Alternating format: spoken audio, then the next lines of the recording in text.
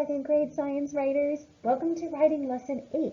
You have learned so much already about writing like a scientist. Let's do a quick review. Can you tell me what the first thing a scientist writer does? That's right, a scientist writer asks a question. That's the very first thing a scientist writer does, and they share their question in writing so that everyone knows the question they're going to be exploring. What's the second thing a science writer does? Creates a hypothesis, or makes a guess or prediction about what probably is going to happen during the experiment. Do you remember the third thing? List the materials. That's right. You tell everyone all the materials that you're going to need for your experiment. That way, if they decide to do the experiment, they know what to get. What's the fourth thing you do? Great job. That's right. You list out the steps of your procedure. You tell exactly what to do. So again, if someone else wants to do it, they can follow the same steps as you and see if they get the same of the next step. What's the next step? Results. That's right. What exactly happened when you followed the procedure? Then if someone else does the same experiment and follows the same procedure, you can see if they get the same results. Well, guess what? There is one more really important step that we have to take as science writers in sharing our results. We have to have a conclusion. A conclusion is when you think about all of the things that happened during your experiment. You take all the information you've learned, you think carefully about it, and you come up with a new idea that you now have based on what you've learned. Today I'm going to teach you how you can write a conclusion and share with others the new idea that you have based on your experiment. That's our goal for today. I can provide a conclusion to my lab report that teaches the reader what I have learned. I'm going to teach you today to write some awesome conclusions. There are a couple steps you can take to do that. The first thing you do is you tell if your hypothesis is true or false. One of the ways that you can say this is, at first I thought, and you share what your hypothesis was. Then you say if it was right or if it was wrong. After that, you give information about what happened. You might start with what happened was, and just say something very short about what happened, because remember, you gave all the really specific details in your results page, so now you can just summarize what happened. After that, you tell something that you learned. I learned that, and tell what you learned by doing the experiment. And then you can wrap it up by sharing your own thinking. This is your new idea that you have. This makes me think. So when you think about your experiment, what new idea do you get now that you've done the experiment? By following these 4 steps, you can make an awesome conclusion.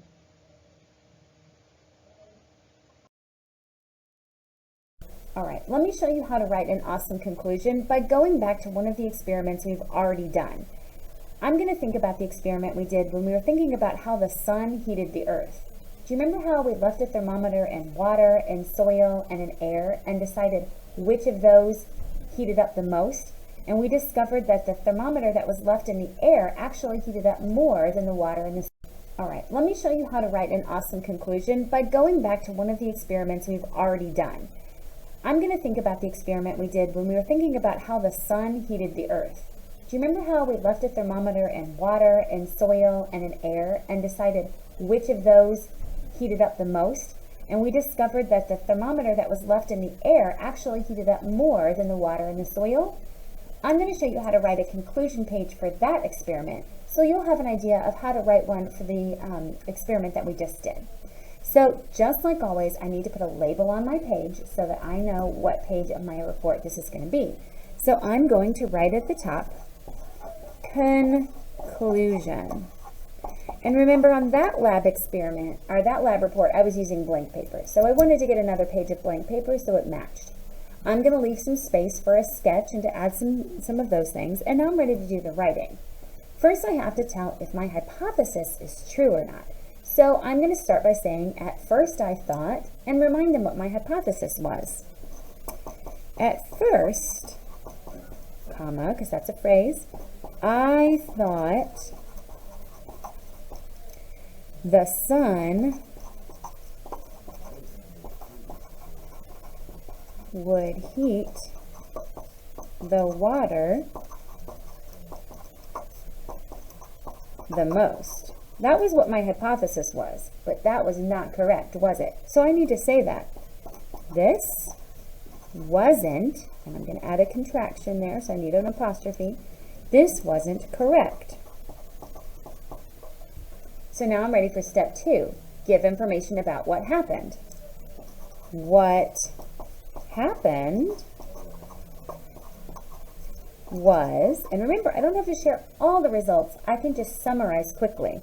What happened was the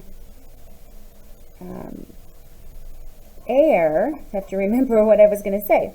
What happened was the air heated to 95 degrees while the water only heated to 78 degrees.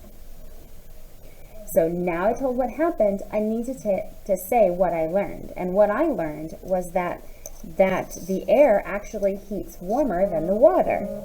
So I say it like that. I learned that air, I should say that the sun heats the air. That the sun heats the air more than the water.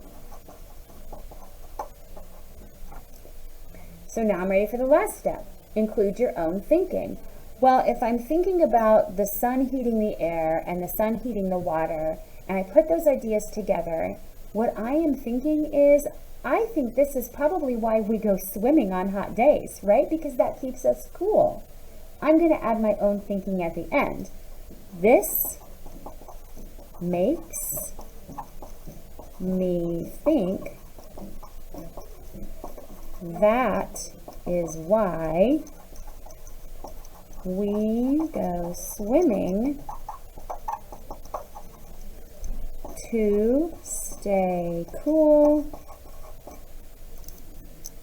on hot days.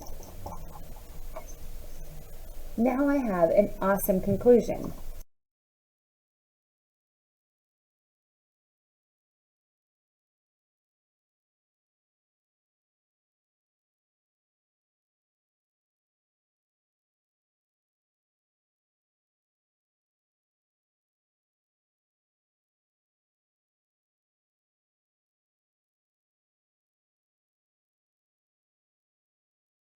Okay, writers, your turn. Time for you to do your independent writing. Here's the job I want you to do today. First, I want you to label a piece of paper with the title Conclusion, because this is where you're going to write your awesome conclusion. I want you to follow the steps we just talked about to write an awesome conclusion about our water evaporation experiment. This is the one that we've been doing over the last 2 lessons. Tell if your hypothesis was true or false. Give some information about what happened, so just brief summary of the results. Tell what you learned, and then include your own thinking, your new idea that you have now that you completed this experiment. You can go ahead and add a sketch to go along with your conclusion. And when you have that page all completed, I want you to add it to your water evaporation lab report. Make sure after you complete this, you come back to the Nearpod to reflect on your lesson. I want to hear what your new ideas are. All right? Head off, awesome writers. Make some awesome conclusions and have a great time.